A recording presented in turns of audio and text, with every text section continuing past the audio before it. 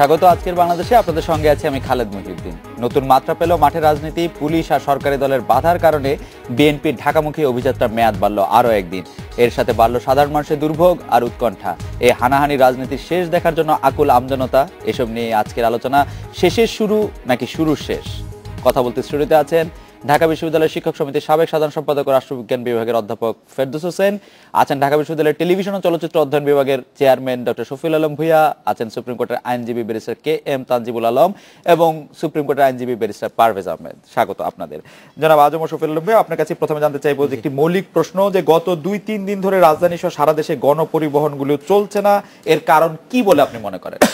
চলছে না দেখুন, যে সাম্প্রতিককালে রাজনৈতিক আন্দোলন যে সহিংস হয়ে উঠেছিল, সেই সহিংস আন্দোলনকে নস্যাৎ করা এবং জনমনের শান্তি শৃঙ্খলা বজায় রাখার জন্যে সরকারের যে ভূমিকা নেওয়া দরকার ছিল, আইন শৃঙ্খলা রক্ষাকারী বাহিনীর যে ভূমিকা নেওয়া দরকার ছিল, সেই ভূমিকা আইন শৃঙ্খলা রক্ষাকারী বাহিনী নিয়েছে।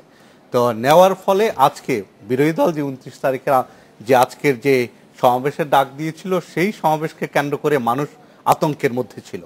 তো সেই আতঙ্কটা দূর করে জনমনের স্বস্তি নিশ্চিত করা এবং সহিংসতা বন্ধ করা এবং মানুষের প্রাণহানি রোধ করা, এই বিষয়গুলোই ছিল প্রধান বিবেচ্য আইন শৃঙ্খলা রক্ষাকারী। জনাব শফিউল আলম, গণপরিবহনগুলি চলছে না কেন?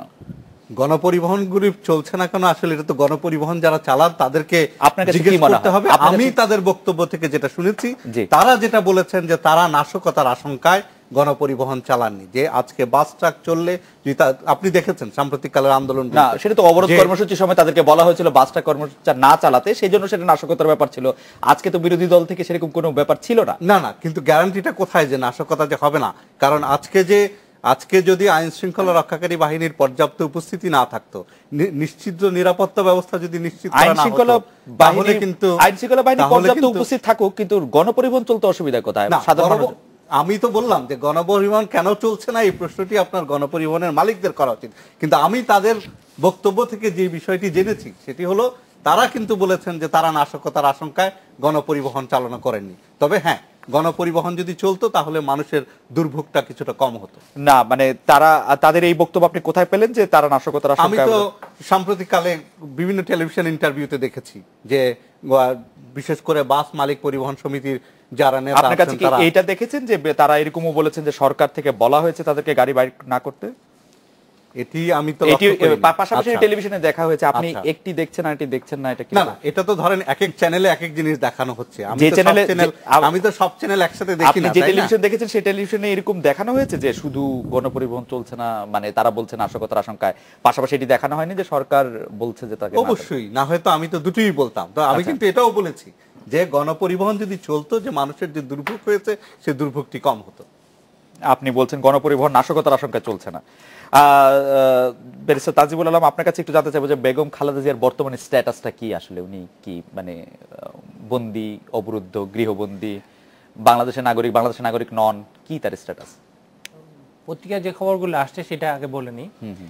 যে প্রথমে নিউজ এসেছিল যে ওনাকে গৃহবন্দী করা হয়েছে, এবং তারপরে নিউজ এসেছিল যে ওনার যে প্রোটেকশন, যে প্রোটোকল যেটা আছে সেটা প্রত্যাহার করা হয়েছে।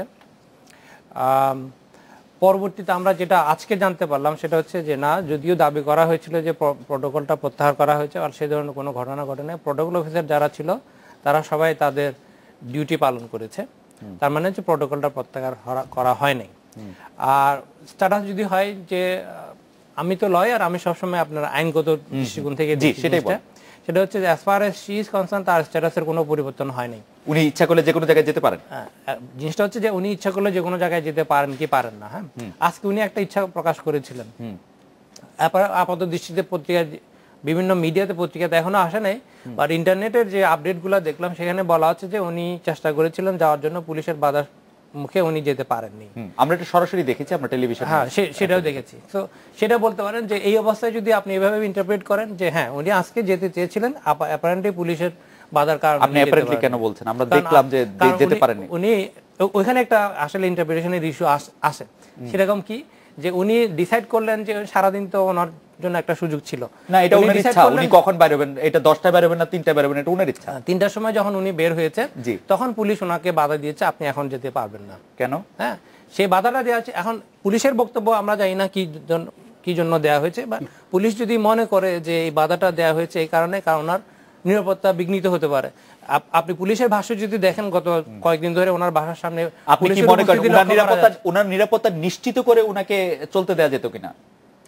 অবশ্যই না, দেয়া- নিরাপত্তার ব্যাপারটা আছে, সেটা আমি অস্বীকার করছি না, কিন্তু নিরাপত্তা নিশ্চিত করে ওনাকে চলতে দেওয়া যেত কিনা? নিরাপত্তা নিশ্চিত মাননীয় করে- প্রধানমন্ত্রীরও নিরাপত্তা নিয়ে অনেক ইস্যু আছে, মাননীয় প্রধানমন্ত্রী যে কোনো জায়গায় যেতে পারেন, হ্যাঁ, তার নিরাপত্তা absolutely, নিশ্চিত করা হয়। absolutely। মাননীয় প্রধানমন্ত্রীর নিরাপত্তা আর মাননীয় বিরোধী দলের নিরাপত্তার যে স্তরটা, দুটো আনফরচুনেটলি এক না, এক হওয়া উচিত ছিল হয়তো, বাট এক না। কিন্তু এর রাষ্ট্র যদি মনে করে যে কারো নিরাপত্তা নিয়ে ইস্যু আছে, তাকে ঘর থেকে বেরোতে দিবে না, না, সেটা হচ্ছে- এইটা কি আইনানুগ হয়? সেটা হচ্ছে ঘর থেকে বের হইতে দেওয়ার না, সেটা হচ্ছে টেম্পোরারিলি আপনি এই জায়গায় অবস্থান করেন, এটা আইনের মধ্যে করতে পারে তানজিম ভাই? হ্যাঁ, আইনের মধ্যে পারে। যে আমার যদি আজকে নিরাপত্তা নিয়ে ইস্যু থাকে, রাষ্ট্র আমাকে বলতে আর আপনি এখান থেকে বেরোতে পারবেন না? না, আপনি বলতে পারে যে হ্যাঁ, আপনাকে আপাতত এখানে অবস্থান করতে বলছি, আমরা নিরাপত্তাটা নিশ্চিত করে আপনার যাত্রাটার ব্যবস্থা করতে পারবো। সেই আপাততটা কত দীর্ঘ হতে পারে? ধরেন 5 বছর, এটা ডিপেন্ড করে সিচুয়েশনের উপর। ধরেন 5 বছর ওনাকে নিরাপত্তার জন্য ঘরে রাখা হলো, হবে 5 বছরটা অ্যাবসার্ড হবে। মানে কতদিন হলে অ্যাবসার্ড হবে না তানজিম ভাই? এটা তো আসলে সিচুয়েশনের উপরে নির্ভর করে। এখন এক সপ্তাহ অ্যাবসার্ড হতে পারে কোনো সিচুয়েশনে, আবার কোনো সিচুয়েশনে 1 মাস অ্যাবসার্ড হতে পারে, অথবা কোনো সিচুয়েশনে 3 মাস অ্যাবসার্ড নাও হতে পারে। আমি জানি না কি বলবো। ব্যারিস্টার পারভেজ, আজকে বেগম জিয়া যখন উনি যেতে চাইলেন ঘরের বাইরে, উনাকে যখন যেতে দেওয়া হলো না, উনি বেশ কিছু কথা বলেছেন, আমি জানি না আপনি দেখেছেন কিনা। এই কথাগুলির কিছু অংশ আমার কাছে কিছু অ্যাবসার্ড মনে হয়েছে। উনি গোপালগঞ্জ জেলাকে, গোপালগঞ্জের নাম বদলে দিতে চেয়েছেন, উনি পুলিশ অফিসারদের বেয়াদব বলেছেন, উনি বলেছেন এই মহিলা আপনি কথা বলেন না কেন। আপনার কাছে কেন মনে হয় যে কেন বেগম জিয়া এরকম মানে ক্ষুব্ধ হলেন, বা কি করলেন, আপনি কিভাবে দেখেন? আপনি খুব ভালো প্রশ্ন করেছেন। তার আগে আমি একটু তানজিব ভাইয়ের একটু কথা উত্তর দিয়ে নি, তাহলে সুন্দর হবে। উনি একটু মানে আমি জানি না উনি আইনজীবী হয়ে কিভাবে এরকম একটা হাইপোথেটিক্যাল কথা বললেন যে রাষ্ট্র যদি কোনো ব্যক্তিকে মনে করে তার বাহিরে যাওয়া নিরাপত্তাহীনতা সে ভুগবে বা নিরাপত্তা নিশ্চিত করা যাচ্ছে না বলে তাকে গৃহবন্দী করা যাবে, এরকম যদি বলা হতো তাহলে কিন্তু সুন্দর হতো। গভর্নমেন্ট থেকে কিন্তু এরকম কোনো ভাষ্য আমরা পাইনি। না, গভর্নমেন্ট ভাষা হয়তো পরে দিবে। হ্যাঁ, পরে দিবে, সেটা হচ্ছে কার্যকারণ শেষ হয়ে গেলে। আর দ্বিতীয় কথা উনি যেটা বললেন, তথ্যমন্ত্রী প্রায় একই রকম কথা বলেছেন, তার নিরাপত্তার জন্যই তাকে এখানে থাকতে পরামর্শ কিন্তু দেওয়া হয়েছে। এখন নিরাপত্তার জন্য তাকে কি জোর করে ঘরে রাখা নিরাপত্তা নিশ্চিত করা হয়েছে এরকম কোনো নিশ্চয়তা আমরা পেয়েছি কিনা? কারণ যেখানে তার নিরাপত্তা প্রত্যাহার করে আপনি কোন নিরাপত্তা দিতে যাচ্ছেন, তার সমস্ত প্রোটোকল উঠিয়ে আজকে দেওয়া আমি হয়েছে। অন্য একটা টেলিভিশনে আলোচনা শুনলাম পারভেজ ভাই, সেই আলোচনার মধ্যে বলা হয়েছে যে আজকে বেগম জিয়ার যে জীবন বা বেগম জিয়ার যে নিরাপত্তার বিষয়টা, সেটি আজকে যদি অন্য কোনো একটি সংস্থা, অন্য কোনো একটি দল যদি এটিকে ক্যাশ করতে চায় এবং দেশের অবস্থা আরো প্রতিকূল হয়, সেই দায়িত্ব আসলে রাষ্ট্রকে। তাহলে আপনি বলুন যে আপনি নিজেই বলেছেন এর বেগম খালেদা জিয়ার নিরাপত্তার চেয়েও তো প্রধানমন্ত্রীর জীবন হুমকির সম্মুখীন বেশি থাকে, যতটুকু আমরা বুঝি সারা বিশ্বের রাজনীতির প্রেক্ষাপটে। সেখানে প্রধানমন্ত্রী যে কোনো জায়গায় যে কোনো ভাবে নিরাপত্তা সহ যেতে পারছেন, সেখানে বিরোধী দলীয় নেত্রীর অবস্থা কি আরো সংকটাপন্ন কিনা আমি জানি না। এটার প্রশ্ন আর কি আমার কাছে। আমার মনে হয় যে সেটা প্রশ্ন আপনি কিন্তু বেগম জিয়ার বক্তব্য সম্পর্কে যদি একটু বলেন। বেগম জিয়ার বক্তব্য নিয়ে আপনি যে প্রশ্নটি করেছেন, এটা কিন্তু আপনাকে দেখতে হবে যে পুরো বেগম জিয়াকে কিভাবে প্রতিনিয়ত তাকে হেনস্থা করার জন্য তার বাড়ির সামনে বালি ট্রাক এনে বাসার পাশে রেখে দেওয়া হয়েছে এবং ড্রাইভার খুঁজে পাওয়া যাচ্ছে না। এবং শুধু তাই নাই, ওনাকে যখন আটকে রাখা হলো ওনার রুমের মধ্যে, এবং ওকে বলা হচ্ছে যে তাকে বাসা থেকে বের হতে দেওয়া হবে না, এবং অসংখ্য পুলিশ দিয়ে মানব প্রাচীর তৈরি করে যে অবস্থা তৈরি করা হয়েছে, আপনি ভাবুন দেশে 3 বারে প্রধানমন্ত্রী বিরোধী দলের নেত্রীর সাথে এরকম অশোভনীয় আচরণ কাঙ্ক্ষিত কিনা? না, ওই সময় উনি অনাকাঙ্ক্ষিত। আমি হ্যাঁ, ওই সময় উনি যে বক্তব্য রেখেছেন, আপনি যে প্রশ্নটা তুলেছেন যে উনি গোপালগঞ্জকে নিয়ে তুচ্ছতাচ্ছিল্য করেছেন, উনি বলেছেন বিডিআর এর অফিসারগুলি মারা গেছে, তখন হাসিনা কোথায় ছিল? বিডিআর এর অফিসারের প্রসঙ্গ এখানে কেন আসলো? আসলে কেন আসছে এই জন্য যে সারা দেশের মানুষ কতটুকু নিরাপত্তাহীন সেটা উনি বুঝেছেন। সরকারের যে অক্রমণ্যতা, সরকারের যে কোনো কিছুর উপর নিয়ন্ত্রণ ছিল না, বিডিআর অফিসার, সেনাবাহিনী, এগুলি খুবই জনপ্রিয় বিষয়, এগুলি বললে বেশ কিছু।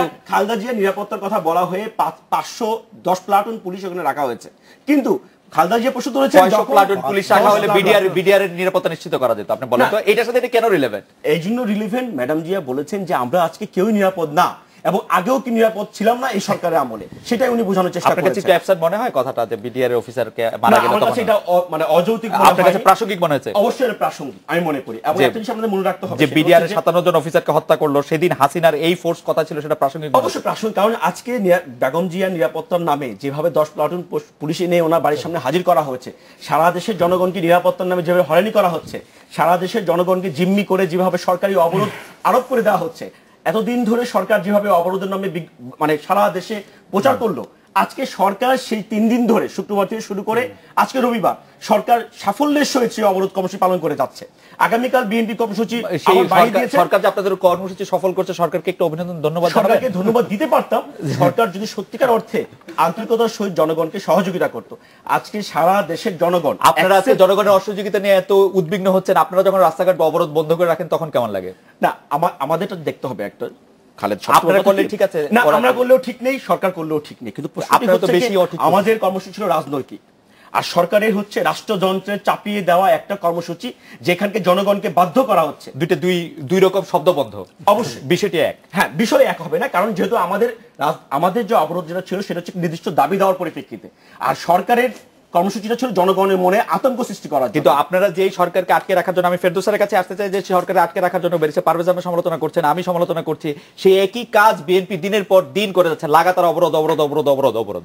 সেইটিকে আপনারা কিভাবে সমর্থন করেন? আচ্ছা, সমর্থন তো কে করবে আমি জানি না। আপনি করেন কিনা? না, আমি করি না। আমি আমার বক্তব্যটা আমি ক্লিয়ার করে দিচ্ছি।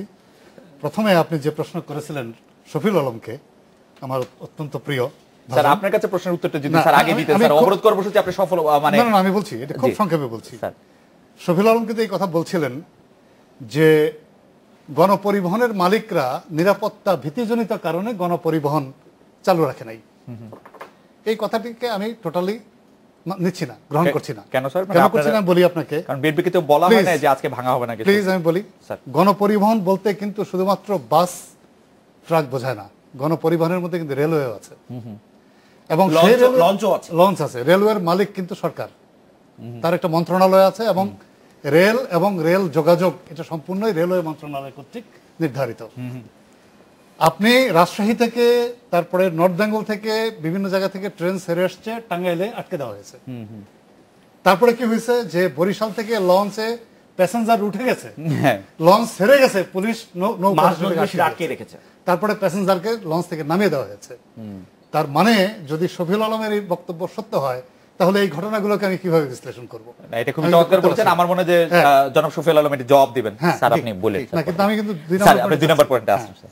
এরপরে যে কথা যে খালেদা জিয়াকে কি করা হয়েছে, না স্যার, আমি যদি Please. এইটা বলি যে স্যার অবরোধ প্রসঙ্গে স্যার আপনার অবস্থানটা যদি একটু আমি বলেন, বলি, এবং clearly বলি। জনগণের অধিকার, চলাফেরার অধিকার ক্ষুণ্ণ করার যে রাজনৈতিক কর্মসূচি, সেটাতে স্যার আপনি না, কি আপনি সমর্থন যদি করেন? খুব সাধারণভাবে বলেন, জি। তাহলে এই যে হরতাল এবং অবরোধের মতো যে কর্মসূচিগুলো, এগুলো ধরেন রাজনৈতিক দলরা যেভাবে ব্যবহার করে, এতে জনদুর্ভোগ বাড়ে, সাধারণ মানুষ ক্ষতিগ্রস্ত হয়, দেশের অর্থনীতি ক্ষতিগ্রস্ত হয়, এটা কিন্তু আমরা সবাই জানি। তাই যদি হয়, তাহলে এটা নিয়ে কি আমাদের পলিটিক্সে কোনো কনসেনসাস আজ পর্যন্ত তৈরি হয়েছে? যদি কনসেনসাস তৈরি হতো, তাহলে তো পার্লামেন্ট আইন করে এগুলো বন্ধ করে দেওয়া যেত। স্যার কনসেনসাস মানে ঐক্যমত্য। হ্যাঁ, ঐক্যমত্য যদি হতো। জি। এখন আজকে আপনি বিএনপি যখন অবরোধ করে বা হরতাল করে, তখন আওয়ামী লীগ কি বলে যে না এটা ঠিক না, এটা জনদুর্ভোগ তৈরি করে ইত্যাদি। আবার যখন আওয়ামী লীগ এটা করে, বিএনপি ক্ষমতায় থাকে, তখন তারা ওই কথাটাই বলে। তার মানে কি? তার মানে হচ্ছে যে এই রাজনৈতিক হাতিয়ারটাকে আওয়ামী লীগ বিএনপি উভয়ে ব্যবহার করে। এখন আমি যে জায়গায় সুনির্দিষ্টভাবে বলি যে সেটা হচ্ছে যে এই দিনের পর দিন অবরোধ করা, এটাকে যেমন আমি সমর্থন করি না। অবরোধ হতে পারে 2-1 দিনের জন্য, কিন্তু অন্য কর্মসূচির ফাঁকে ফাঁকে সেটা হতে পারত। বিএনপি ক্রমান্বয়ে অবরোধ দিয়ে একটা জনতুষ্টির পরিবর্তে জনবিরক্তি তৈরি করেছে, এটা আমার ধারণা। আর যে কথা মানে বলছিলেন, এই আমাদের ব্যারিস্টার সাহেব বলছিলেন, পারভেজ সাহেব, যে আপনি দেখেন যে এই অবরোধের বিরুদ্ধে কিন্তু সমস্ত রাষ্ট্রীয় প্রচার যন্ত্র, রেডিও বাংলাদেশ, বাংলাদেশ টেলিভিশন এবং সরকারপন্থী পত্র পত্রিকা, সরকারের মন্ত্রীরা প্রচন্ড বিষোদ্গার করে গেছে যে বিএনপি দেশের সর্বনাশ করে দিচ্ছে, এই অবরোধ করে। অর্থনীতির সর্বনাশ করে দিচ্ছে। কিন্তু তারা কি করলো? তারা যেটা করলো যে বিএনপি যতটুকু অবরোধ করতে পারে নাই, তার চাইতে অনেক বেশি শক্তি নিয়ে, রাষ্ট্রশক্তি ব্যবহার করে 3 দিন ধরে বিএনপি সারা বাংলাদেশকে, আওয়ামী লীগ সারা বাংলাদেশকে, মানে সরকার, আওয়ামী লীগ না, সরকার সারা বাংলাদেশকে স্তব্ধ করে রেখেছে। স্যার আপনাকে ধন্যবাদ। আমরা একটা বিরতি নিচ্ছি, বিরতি থেকে ফিরে এসে জানাবো যে সরকার যে অবরোধ করে রাখছে, বিশেষ করে রেলের কথা স্যার বললেন, আপনিও যদি একটু বলেন যে এই ক্ষেত্রে আপনার অবশ্যই। মতামত কি। আমরা একটা বিরতি নিচ্ছি, বিরতির পর ফিরছি অতিথিদের।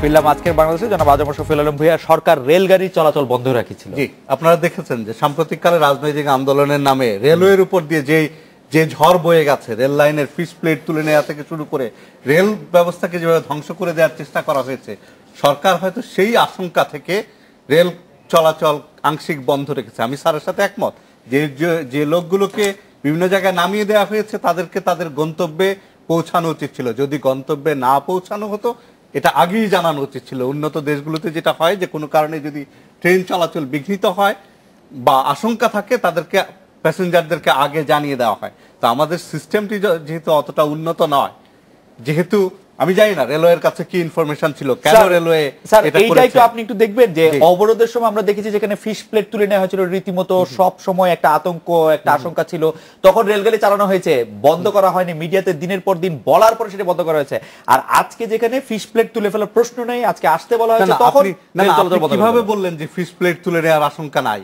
কারণ আজকে আজকে তো বিএনপির আহ্বানটা হচ্ছে ঢাকায় আসো, ঢাকায় আইসো না, আজকে বিএনপি তো হরতাল অবরোধের আহ্বান করেছে। সেই হরতাল অবরোধে নিশ্চয়ই তারা বোমাবাজি সহিংসতার কথা বলেনি, কিন্তু যেভাবে আজকে তো বোমাবাজি এবং সহিংসতা হয়েছে আজকের কর্মসূচিকে কেন্দ্র করে যে সেটা হতো না তার তো কোনো গ্যারান্টি ছিল না। বরং আজকে আমরা যে জিনিসটি ভুলে যাচ্ছি সেটি হচ্ছে যে সাম্প্রতিক রাজনৈতিক আন্দোলন যে সহিংস হয়ে উঠেছিল, যেভাবে মানুষকে পুড়িয়ে মারা হয়েছে, যেভাবে হত্যা করা হয়েছে, আজকের দিনটি তুলনামূলকভাবে শান্তিপূর্ণ গিয়েছে। আমরা আইন শৃঙ্খলা রক্ষাকারী বাহিনীর অনেক সমালোচনা করি, আজকে বোধহয় তাদেরকে একটু প্রশংসা আমাদের করতে হবে যে তারা যেভাবে পরিস্থিতিকে আজকে সামাল দিয়েছে। সরকারের বদলে সরকারের পেটোয়া বাহিনী আসলে মাঠে ছিল। আপনি দেখবেন খালেদ যে আজকে প্রেস ক্লাবে কি হয়েছে, সরকার পুলিশ সেখানে বেষ্টনী করেছিল এবং আওয়ামী যুবলীগের নামধারী কিছু সন্ত্রাসী বাহিনী প্রেস ক্লাবে তারা আক্রমণ করেছে। ঠিক একইভাবে বাংলাদেশ সুপ্রিম কোর্টে যেখানে 1971-ও আমরা দেখেছি পাক বাহিনী কখনো সে সুপ্রিম কোর্টে ঢোকার সাহস পায়নি, আদালতে অবমাননা করার সুযোগ পায়নি। এক্ষেত্রে কিন্তু আমরা দেখেছি মুক্তিযোদ্ধার ব্যানার নাম নিয়ে আওয়ামী লীগের, ছাত্রলীগের, যুবলীগের পান্ডারা যেভাবে সুপ্রিম কোর্টে আদালত চত্বরকে অবমাননা করেছে, যেভাবে নেককারজনকভাবে আইনজীবীদের উপর হামলা করেছে, সুপ্রিম কোর্টের উপরে তারা আক্রমণ করেছে। সুপ্রিম কোর্ট প্রসঙ্গে দুটি কথা বলা হচ্ছে। একটি কথা হচ্ছে যে এখন শীতকালীন অবকাশ চলছে, এখন সুপ্রিম কোর্টে কোনো নিয়মিত কার্যক্রম চলছে না, এত আইনজীবী সেখানে থাকার কথা না। এবং আইনজীবী বলতে আমরা বিএনপি শীর্ষ নেতৃবৃন্দকে সেখানে দেখেছি, আমরা ওসমান ফারুককে দেখেছি, জেনারেল মাহবুব রহমানকে দেখেছি। তো সেটি কেন হচ্ছে? আরেকটি আমি যুক্ত করতে চাই যে সাংবাদিকদের মাধ্যমেই কিন্তু আমরা জেনেছি যে রাজনৈতিক সহিংসতা 90% যুদ্ধ অপরাধীদের রক্ষা, জামাত শিবিরের সহিংসতা। আচ্ছা, আপনার কথা যদি আমি সেক্ষেত্রে নির্বাচনকে দিকে 18 দলের মাঠে শান্তিপূর্ণ সমাবেশ যে এরকম একটি ইয়াতে রূপ নিবে না, সেটা কি কোনো গ্যারান্টি ছিল? আমি একটুখানি বলি, আপনি যে কথাটা প্রথমে বললেন যে সুপ্রিম কোর্টে অবকাশকালীন চলছে, এখানে এত আইনজীবী থাকার কথা না। জি, বাংলাদেশের সমস্ত আইনজীবী যদি সুপ্রিম কোর্টে যায়, তাতে কি কোথাও আইনে বলা আছে যে অবকাশকালীন সময়ে কোনো সুপ্রিম কোর্টে কোনো আইনজীবী ঢুকতে পারবে না? না না, তা বলা না। কারণ সেখানে তাদের অফিস সব খোলা, অফিস আছে, লাইব্রেরি আছে, অফিসিয়াল সমস্ত কার্যক্রম সেখানে খোলা, সমস্ত চেম্বার খোলা। সেখানে প্রশ্নটি হচ্ছে যে আপনি ধরে নিলাম যে যারা ওখানে বিক্ষোভ করছিল তারা সরকারের বিরোধী স্লোগান দিচ্ছিল, আপনি বলতে পারবেন যে অনেক স্লোগান হয়তো মাত্রাতিরিক্ত হচ্ছিল, অনেক কিছু বলতে পারবেন, কিন্তু তার উত্তর কি এটা কিনা? তার উত্তর এটা কিনা? আমি একটা প্রশ্নটা সুপ্রিম কোর্টের ভিতরে কথা জিজ্ঞেস করলেন। সুপ্রিম কোর্টের প্র্যাকটিসও করেন নিশ্চয়ই, যখন ব্যারিস্টার বলতেছেন। সুপ্রিম কোর্টের রিসেন্টলি আমাদের সুপ্রিম কোর্ট রুলসটা নতুন করে হয়েছে 2012 সালের 22 ফেব্রুয়ারি থেকে। এটা 2013 সালে 22 ফেব্রুয়ারি শেষ করে ভাই তানজিব ভাই ভুল দিচ্ছেন। আমি একটু বলি, আমি তো তানজিব ভাই শেষ দিলাম না, তানজিব ভাই শেষ কথা বলে আছেন, তানজিব ভাই শেষ করুন, তানজিব ভাই শেষ করুন, তানজিব ভাই শেষ করুন। আমি আইনের বিষয়টা বলিনি, আইনের বিষয়টা বললে আপনার অনেক সুযোগ থাকবে, আর জন্য কথার মধ্যে ইন্টারফেয়ার প্লিজ করবেন না। আমাদের সুপ্রিম কোর্ট রুলসটা 2013 সালে 22 ফেব্রুয়ারি থেকে বলবৎ হয়েছে। সেই সুপ্রিম কোর্টের রুলস অনুযায়ী বর্তমানে সুপ্রিম কোর্টের প্রাঙ্গণে সব ধরনের পলিটিক্যাল অ্যাক্টিভিটি নিষিদ্ধ ঘোষণা করা আছে। এটা হচ্ছে আইন। সুপ্রিম কোর্টের প্রত্যেকটা আইনজীবী এই আইনটা মানতে বাধ্য। সুপ্রিম কোর্টের প্রত্যেকটা আইনজীবী যখন সে প্র্যাকটিস করতেছে তখন সে এই আইনটা মেনে নিচ্ছে যে আমি সুপ্রিম কোর্টে যা কিছুই করি না কেন সুপ্রিম কোর্টের আইন অনুযায়ী করবে। এক্স্যাক্টলি আইনের কথা জিজ্ঞেস করলেন, এটা হচ্ছে সেই আইন যে আইন বলছে সুপ্রিম কোর্টে কোনো রাজনীতি চলবে না, কোনো মিটিং মিছিল চলবে না। তা এখন যদি যে সমস্ত আইনজীবী আজকে তাদের চেম্বারের কাজকর্মের জন্য গিয়েছেন, তাদের এটা বোঝা উচিত ছিল ওনারা শুধু চেম্বারের কাজকর্মের জন্য গিয়েছেন অবকাশকালীন থাকার পরেও। তাহলে ওনারা কিভাবে সুপ্রিম কোর্টের গেটে এসে পতাকা নিয়ে মিছিল করেন সেটা আইনের কোনোভাবে allow করা আমার একটা প্রশ্ন আছে পারভেজ, আমার একটু প্রশ্ন হচ্ছে যে যদি কেউ আইন শৃঙ্খলা কোনো জায়গায় ভঙ্গ করে, সুপ্রিম কোর্ট প্রাঙ্গণে না যে কোনো জায়গায়, সেইটা আবার অর্ডারে ফিরিয়ে আনার দায়িত্ব কি কোনো একটা ব্যানার হাতে নিয়ে কোনো একটা দলের অঙ্গ সংগঠনের? Absolutely not. ওই জন্য আমি বলছি পেটোয়া বাহিনীর কোনো দায়িত্ব নেই। Absolutely not. ওই জন্যই আমি বলছি আজকে সুপ্রিম কোর্টের আইনজীবীধারী যে আপনার কোর্ট পড়া যেসব কর্মী আজকে পতাকা মিছিল করেছে, তারা যেরকম আইন ভঙ্গ করেছে, সুপ্রিম কোর্ট আইন ভঙ্গ করেছে, এবং আমি মনে করি তাদের বিরুদ্ধে সুপ্রিম কোর্টের ব্যবস্থা নেওয়া উচিত। একইভাবে যারা এরকম পেটোয়া বাহিনী পাঠিয়ে তাদেরকে শায়েস্তা করার নামে তাদের উপর আক্রমণ করেছে, সেটাও অন্যায় হয়েছে এবং সেটার শাস্তি হওয়া উচিত। আমার মনে হয় যে এটি ঠিক বলেছেন।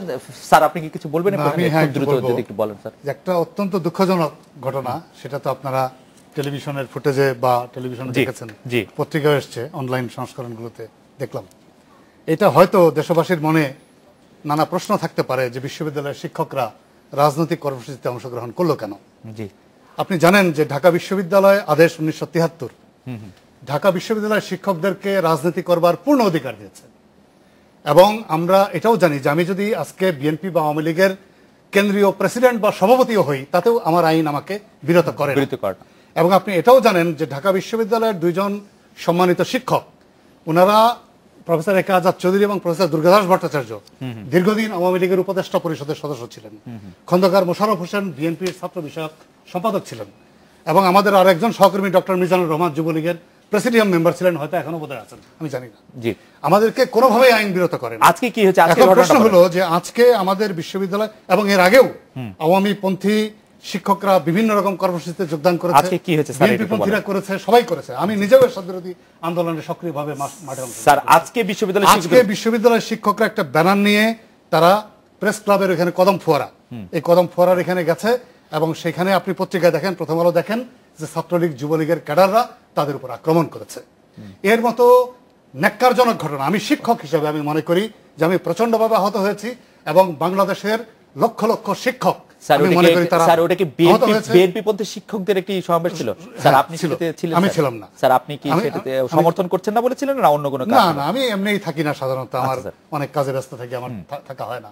কিন্তু আমি সেটা মনে করি না। আমি মনে করি যে আওয়ামী লীগ পন্থী শিক্ষকরাও বহুবার এরকম প্রোগ্রামে গেছে, বিএনপি পন্থী শিক্ষকরাও গেছে, আমি নিজেও গেছি বিভিন্ন সময়।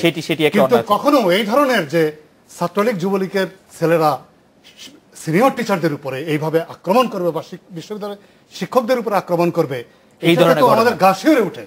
এর মতো লজ্জাজনক এবং এর মতো জঘন্য কর্মকাণ্ডের সাথে যারা যুক্ত হয়েছে, আমি মনে করি দেশে যদি কোনো সরকার থেকে থাকে, তার যদি কোনো নৈতিকতা থেকে থাকে, তাহলে অবশ্যই তাদের বিরুদ্ধে কঠোর শাস্তিমূলক ব্যবস্থা গ্রহণ করবে।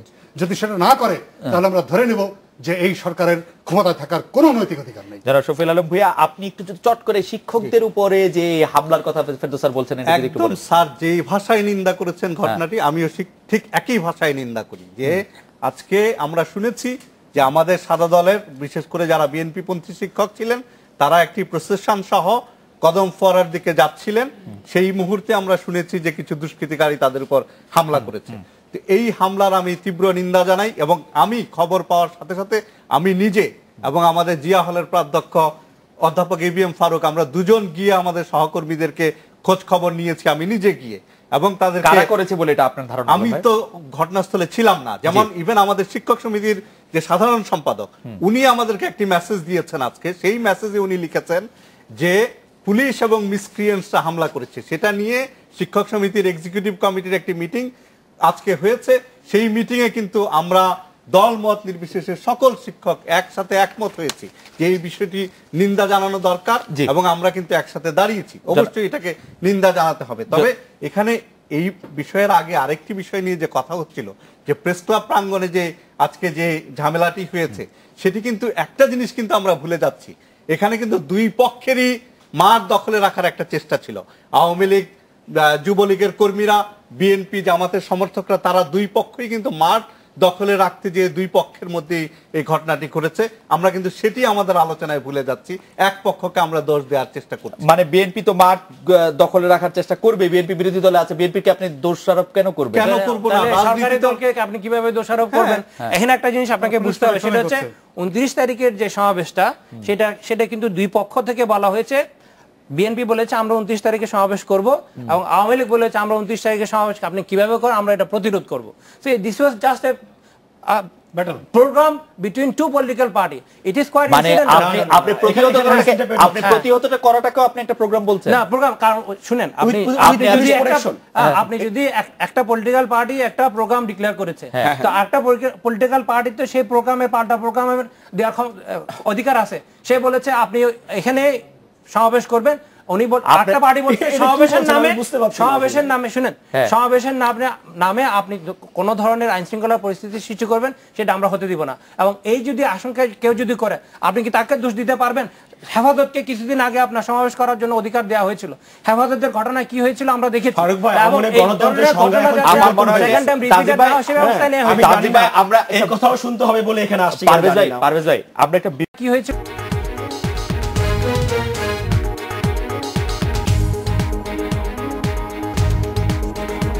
ফিরলাম আজকে বাংলাদেশে। ব্যারিস্টার পারভেজ, আপনি বলতে চাইছিলেন বিরতির আগে যেখান থেকে ব্যারিস্টার তানজিব থামছিলেন যে দুটি দলের পাল্টাপাল্টি কর্মসূচি, তার পরিপ্রেক্ষিতে ব্যারিস্টার তানজিব ভাই একটা কথা বললেন যে বিএনপি মনা যে আইনজীবীরা ওখানে বিক্ষোভ করেছিল সেটা সুপ্রিম কোর্টের রুলস ভায়োলেট করেছে। কথাটা তো এরকমই ছিল, তারা আইন ভঙ্গ করেছে।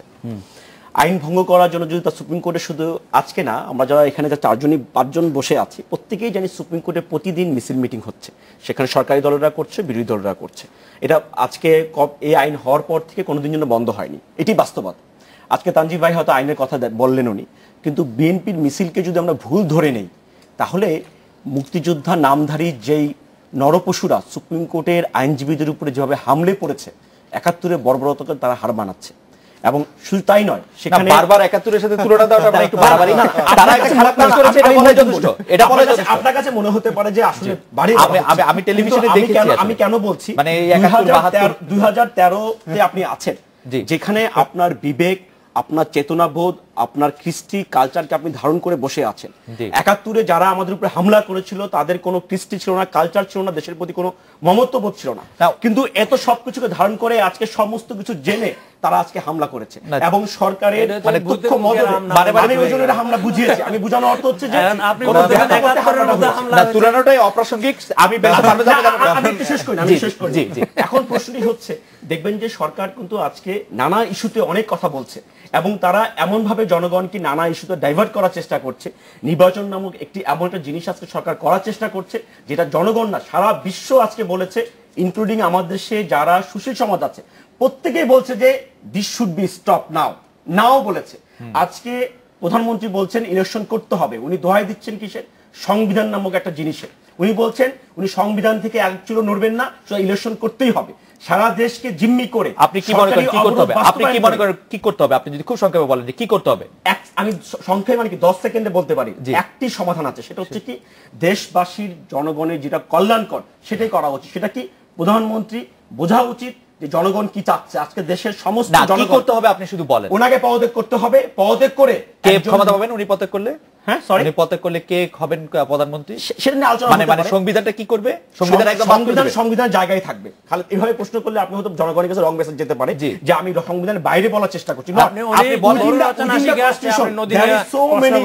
আপনি চেষ্টা করলে অনেক পদ বের করতে পারবেন। আমি খুব সরলভাবে জানতে চাচ্ছি, প্রধানমন্ত্রী আজকে পদত্যাগ করলে কি হবে? আজকে ধরা যাক প্রধানমন্ত্রী আপনার কথা শুনছেন, প্রধানমন্ত্রী পদত্যাগ করে কার কাছে? প্রধানমন্ত্রী পদত্যাগ না করে সমাধান করতে পারেন, করেও সমাধান করতে পারেন। এটা আমার আরেকটা হাইপোথিসিস গেল। হাইপোথিসিস বলেন প্রধানমন্ত্রী পদত্যাগ করে কি করবেন? আমরা ধরে নেই প্রধানমন্ত্রী শুনছেন, আজকে প্রধানমন্ত্রী পদত্যাগ করে কি করবেন? প্রধানমন্ত্রী পদত্যাগ করে সমস্ত যারা যেসব দল নির্বাচন কমিশন নিবন্ধিত, প্রধানমন্ত্রী কে থাকবে? তখন প্রধানমন্ত্রী যখন পদত্যাগ করবেন, পদত্যাগ করার মনস্থির করলেই এই প্রবলেম সলিউশন হয়ে যাবে। আপনাকে ধন্যবাদ। আমি একটু জনাব আজম শফিউল আলম না আপনার কাছে আসতে চাইবো। আমি সৈয়দ আশরাফুল ইসলামের কথা ধরে, সৈয়দ আশরাফুল ইসলাম আজকে অনেকগুলি কথা বলেছেন, আমার অনেকগুলি কথা পছন্দ হয়েছে। এর মধ্যে একটি কথা হচ্ছে এরকম যে সৈয়দ আশরাফ বলছেন যে আজকে বেগম জিয়া ওখানে যেতেই চাননি।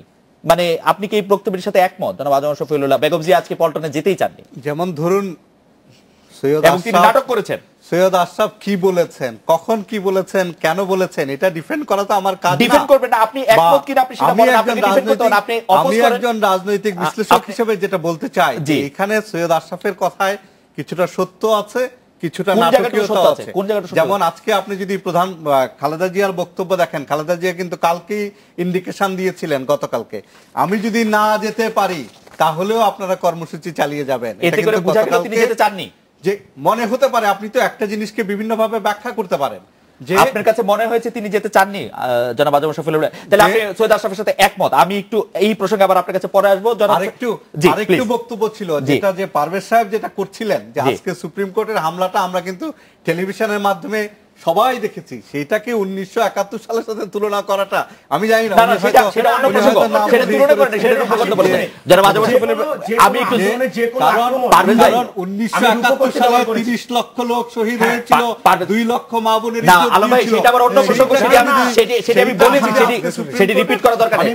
সামনে পড়েছে সেটা ব্যবহার করে ফেরদৌস স্যার, আমি আপনার কাছে জানতে চাইবো যে বিএনপি যদি আজকে নির্বাচনে অংশ না নিয়ে সহিংস আন্দোলন, অবরোধ, হরতাল না করতো, তাহলে কি নির্বাচনের উপরে মানে নির্বাচনটা গ্রহণযোগ্য হয়ে যেত বলে আপনি মনে করেন? না, তা হতো না। আমি এখানে বলি, এটা হলো যে গ্রহণযোগ্যতার অনেকগুলো ব্যাপার আছে। একটা হচ্ছে যে লিগালি গ্রহণযোগ্য, যেমন লিগাল রিকগনিশন, Right. এটা আমরা জানি আইহন ভিয়ার ওই নাইজেরিয়ান কনস্টিটিউশনের উপরে কাজ করেছেন উনি, এবং ওনার একটা আর্টিকেলও আছে, সেখানে উনি বলছেন যে এটা দুই রকম ব্যাপার হয়, একটা হলো লিগাল রিকগনিশন আর একটা হচ্ছে পপুলার লেজিটিমেসি। এখন গভর্নমেন্ট হয়তো ভাবতেছে যে এই ইলেকশন করার মধ্য দিয়ে আমি একটা স্যার, লিগাল গভর্নমেন্টের ভাবনার কথা আমি জানতে চাচ্ছি না, স্যার। স্যার, আপনি আমাকে স্যার, আচ্ছা, আমি বলি, আমি আপনাকে শেষ প্লিজ করতে বলছি দেন। স্যার 3 বার। স্যার, সেইটা হচ্ছে না, শেষ করতে হবে তো সেটা আমাকে। হচ্ছে যে বিএনপি যদি এই সহিংস আন্দোলনটা না করতো, তাহলে এই নির্বাচনটা গ্রহণযোগ্য হতো কিনা? না, আপনি যদি- বিএনপির মতো না, না। বড় বিরোধী দল না আমি আসলে বলি, নির্বাচন হতো না। গ্রহণযোগ্য। আমি বলি আপনাকে, জি। এটা হতো না, দুই ভাবে হতো না। জি। একটা হচ্ছে যে আমরা ভালো করেই জানি জি। যে বাংলাদেশের জনগণ প্রধানত দুইটি রাজনৈতিক ধারায় বিভক্ত, জি। এবং দুইটি ধারার দুইটি নেতৃস্থানীয় দল হচ্ছে আওয়ামী লীগ এবং বিএনপি। একটি অনুপস্থিত থাকলে সেটা প্রতিদ্বন্দ্বিতামূলক বা প্রতিযোগিতামূলক নির্বাচন হতো না। Right. আর সেটা না হলে সেইটা আমাদের যে পলিটিক্যাল যে প্রসেস বা ডেমোক্রেটিক যে প্রসেস, সেই ডেমোক্রেটিক প্রসেসকে কখনো এটা মানে নিশ্চিত করতো না। Right. এটা হচ্ছে একটা সাইড রাইট। দেশের ভিতরে। 2 নম্বর হচ্ছে আন্তর্জাতিকভাবে এই নির্বাচন গ্রহণযোগ্য হতো না। কেন হতো না আমি বলি, আপনি department of political affairs, sir, আপনাকে এটা সাইড করতে হবে না, আন্তর্জাতিকভাবে গ্রহণযোগ্য হতো না, হতো দেশের না। মানুষের কাছে গ্রহণযোগ্য হতো না, এটা নিয়ে কোনো তর্ক এখানে নাই। কিন্তু একটাই স্যার, শব্দ। এটা নিয়ে কোনো তর্ক নাই। ওকে, স্যার। আমি একটা কথা বলি শুধু, স্যার, এটা নিয়ে কোনো তর্ক যে নাই। এখানে কিন্তু তাদের রেজলিউশন, যে রেজলিউশন স্যার, এটা নিয়ে কিন্তু স্যার কোনো তর্ক নাই স্যার। আচ্ছা। বিএনপি ইলেকশনে না আসলে নির্বাচন গ্রহণযোগ্য হতো না। হতো না। তো সেই নির্বাচনে না আসলে, যেহেতু না আসলেই গ্রহণযোগ্য হতো না, সেটাতে এরকম সহিংস কর্মসূচি দেওয়া আমি মানে বলি, কি? এরপরে সেই বলি, সহিংস কর্মসূচি দেওয়া বলি মানে কি? আপনাকে, এর কারণ আছে। কারণ হচ্ছে যে বিএনপি যদি ইলেকশনে না আসতো, একটা গৃহপালিত বিরোধী দল তৈরি করবার চেষ্টা কিন্তু ছিল। কিন্তু গ্রহণযোগ্য নির্বাচন না হলে না হোক, অসুবিধা কি? গৃহপালিত বিরোধী দল ওকে, গৃহপালিতই। অগ্রহণযোগ্য নির্বাচন করেও কিন্তু এই দেশে ক্ষমতায় থাকার ইতিহাস আছে। আচ্ছা যেমন এরশাদ আমলে রবকে দিয়ে কিন্তু থেকেছে। স্যার, আপনি প্লিজ, আমি শেষ করি আপনাকে। এখানে কথা হচ্ছে খালেদ, যে আপনি স্যার আপনি এখানে যখন গরুরচনা শিখে আসছে, আপনি দেখেন আপনি এরশাদের নদী নিয়ে পয়েন্টটা প্রশ্ন আপনি আসেন, করতেছেন। হ্যাঁ। যে এরশাদও যখন ইলেকশনের এই প্রক্রিয়া থেকে সরে গেল, তার প্রতি কি আচরণ করা হলো শাসক দলের পক্ষ থেকে? স্যার, গ্রহণযোগ্য নির্বাচন না হলো এবং কারো কাছে এটা গ্রহণযোগ্য হলো না, সেই সরকার হতো একটি দুর্বল সরকার, এবং সেই সরকারের তারপরেও সেই দুর্বল সরকার ফ্যাসিস্ট হয়ে উঠতে পারতো। কিন্তু এই সহিংস আন্দোলন করে লাভটা কি হচ্ছে স্যার, সেটা আপনি আমাকে বলেন। সেটা হচ্ছে যে কি যোগ করছেন স্যার এই সেটার সাথে? নির্বাচনের গ্রহণযোগ্যতাকে আরো নিম্ন স্তরে, মানে স্যার, আপনি মনে করছেন আরো নিম্ন স্তরে নামছে? নামিয়ে দেওয়া, হ্যাঁ। আরো নিম্ন স্তরে অবশ্যই নামছে? আরো নিম্ন স্তরে নামবে। কারণ আপনি দেখেন স্যার, আপনি যে- সহিংস আন্দোলন করে না, না, লোকজনের সাথে- আমি কিন্তু সহিংসতার স্যার, পক্ষে না। আমি সেই পক্ষে, আমি সেই কিন্তু কথা সেটা বলছি। বলছি না। স্যার, আপনি কি বলছেন স্যার? আন্দোলন যখন সহিংস রূপ ধারণ করে, এটার আমি তীব্র বিরোধী। কিন্তু প্রশ্ন হচ্ছে যে সহিংসতার দায় কিন্তু চাপিয়ে দেওয়া স্যার, হচ্ছে। বর্জন বলে একটা শব্দ Please. আছে, বিরোধী দল নির্বাচন বর্জন করলে সেই নির্বাচন গ্রহণযোগ্য হতো না, তাহলে স্যার আমি আন্দোলনটা কেন করতেছি? আমি একটু পয়েন্টটা স্যার, দিচ্ছি আপনাকে। স্যার, বলেন স্যার। সেই পয়েন্টটা হচ্ছে যে আপনি দুইটা জিনিস, এখানে আওয়ামী লীগ কিন্তু এই আন্দোলনকে একটা জঙ্গিবাদী আন্দোলন হিসেবে দাঁড় করাবার চেষ্টা করছে। জঙ্গিবাদ আর আপনার মানে ভায়োলেন্ট মুভমেন্ট, এই দুইটা কিন্তু এক না। আমি ওই ব্যাখ্যায় যাবো না এখন। এখন আপনি পলিটিক্স অফ ভায়োলেন্সের দিক থেকে যদি আপনি আসেন, আমি ভায়োলেন্সকে কোনোভাবেই সমর্থন করি না। কিন্তু প্রশ্ন হচ্ছে এই পলিটিক্স অফ ভায়োলেন্স আজকে আমরা কি দেখলাম? যেখানে পারভেজ সাহেব বলছিলেন যে এখানে পুলিশ, এখানে র্যাব, আর এখানে লাঠি হাতে আওয়ামী লীগ, ছাত্রলীগ, যুবলীগ মিছিল করছে বড় বড় লাঠি নিয়ে। এটা কি দেখলাম আমরা? স্যার আমার কাছে যে তাহলে আমার কাছে কোন জায়গাটা খটকা লাগে যদি আমার পক্ষে স্যার, আমার কাছে কোন জায়গাটা খটকা লাগে স্যার আমি আপনাকে একটু বলি। আমরা একটা বিরতি নিচ্ছি, বিরতি নেওয়ার আগে আমার খটকাটা আমি আপনাকে জানাই। জনাব আজম শফিউল আলম ভূঁইয়া দেখেন না যে একই সঙ্গে পরিবহন মালিক সমিতির মালিকরা বলেন যে সরকার তাদেরকে বানাতে নিষেধ করেছে, এবং আপনিও শুধু স্যার সরকারি দলের লোকের হাতে লাঠি দেখেন স্যার। আপনি দেখেন না, আপনি দেখেন না যে সেই লাঠিগুলি মানে আপনি জামাত শিবিরের বিএনপির লাঠি কিন্তু দেখেন না স্যার। স্যার আমি একটা বিরতি নিচ্ছি, আপনার কাছে ফিরছি আমি স্যার। আপনি এক দিক থেকে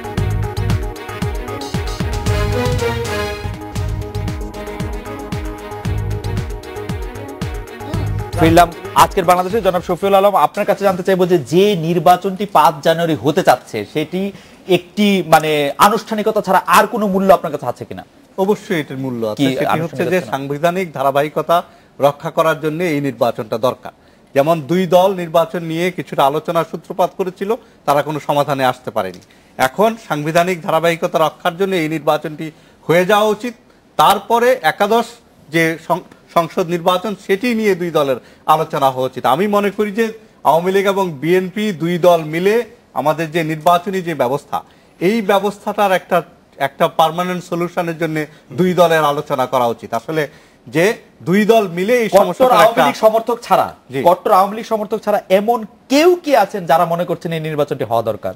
যেমন আমি কিন্তু জরিপ করিনি, আমি যেটা বলছি সেটা যেমন আমরা 54 না, আপনি আমাকে শেষ করতে দেন। জি, আমাকে শেষ করতে দেন। সেটি হলো যে এই মুহূর্তে ধরেন 24শে জানুয়ারির পরে কিন্তু এই সরকারের আর মেয়াদ থাকছে না, তো তখন একটা সাংবিধানিক সংকট সৃষ্টি হতে পারে। এখানে যারা বেশ আছেন তারা হয়তো আরো ভালো করে বলতে পারবেন যে সাংবিধানিক সংকট সৃষ্টি হতে পারে। সেই সাংবিধানিক সংকট যাতে সৃষ্টি না হয় তার জন্য 5 তারিখে নির্বাচনটি হয়ে যাওয়া। এবং এই সাংবিধানিক সংকটটি কিন্তু আওয়ামী লীগের এককভাবে তৈরি করা।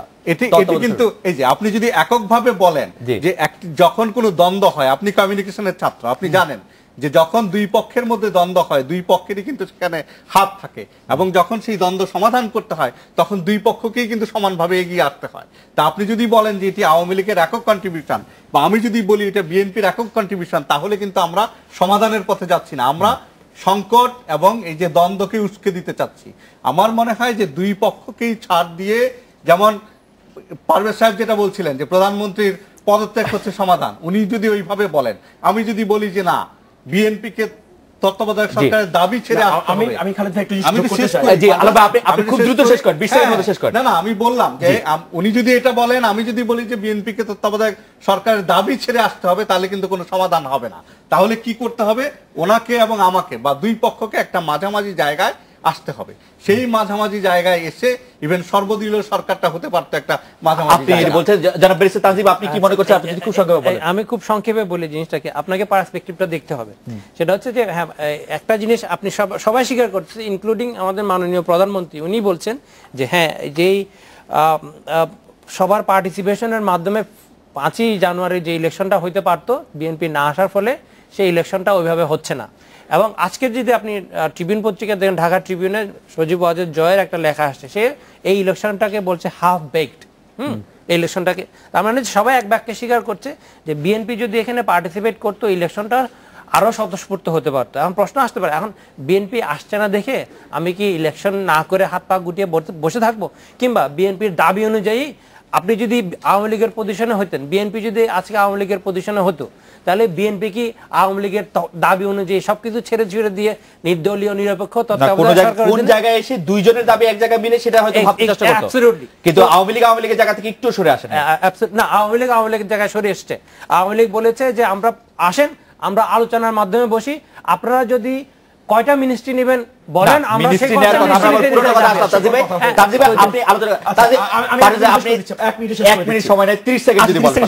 প্রথম হচ্ছে আলম ভাই যেটা বললেন, উনি কিন্তু জাস্টিফাই করেছিলেন প্রথমবারই যে হ্যাঁ এই ইলেকশনটা হতে হবে।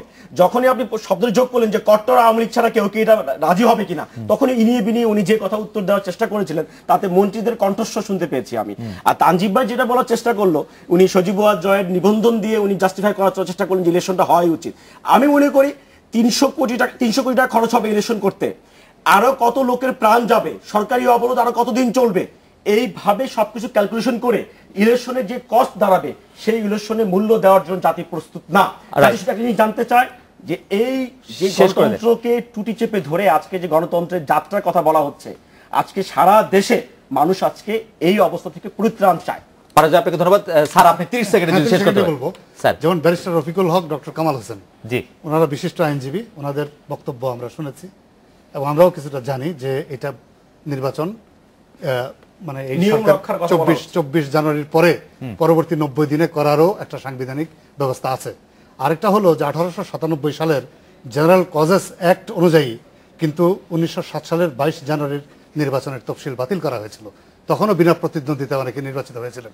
কাজে ব্যবস্থা নাই এই কথা বলে মানুষকে ধোঁকা দেওয়া যাবে, ব্যবস্থা কিন্তু নাই, অবশ্যই সেটা কেউ আছে, বলে। জি। অবশ্যই আছে। এটা হলো পলিটিক্যাল উইলের বিষয়। Political will এর বিষয়। যদি পলিটিক্যাল উইল থাকে, কনসেনসাস হয়, তাহলে এই নির্বাচনও এই স্থগিত করে দিয়ে বা বাতিল করে দিয়ে আমরা দশম সংসদের নির্বাচন করতে পারি। সরকারের সদিচ্ছার প্রশ্ন, আর কোনো কিছু প্রশ্ন নাই। আমার মনে আমরা হয় শুধু সরকারের সদিচ্ছা না, দুই পক্ষেরই সদিচ্ছার প্রশ্ন। Absolutely. আজকের অনুষ্ঠানে আসার জন্য অধ্যাপক ফেরদৌস হোসেন, অধ্যাপক শফিউল আলম, ব্যারিস্টার তানজিম আলম এবং ব্যারিস্টার পারভেজ, আপনাদের অনেক ধন্যবাদ। এই ছিল আজকের বাংলাদেশে। দেখা হবে আগামীকাল এই সময়। শুভরাত্রি।